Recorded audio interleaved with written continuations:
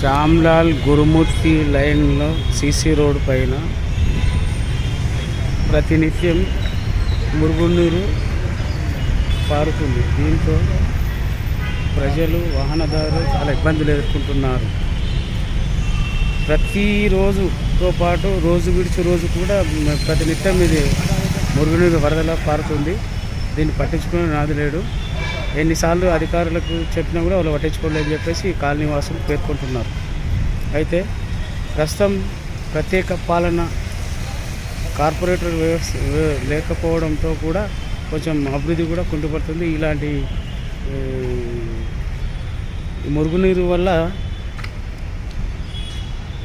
ప్రజలు నానా ఇబ్బందులు ఎదుర్కొంటున్నారు.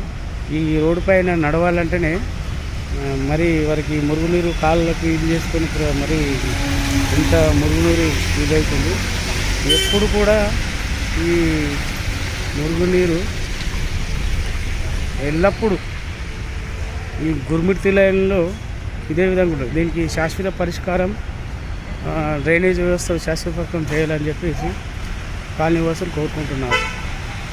ఇదే విధంగా కొనసాగితే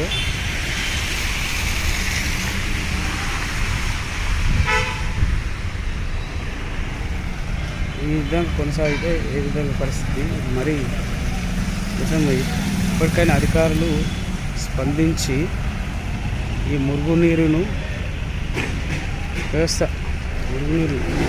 రోడ్డు పైన రాకుండా చేయాలని పలువురు ప్రజలు కోరుకుంటున్నారు. ఈ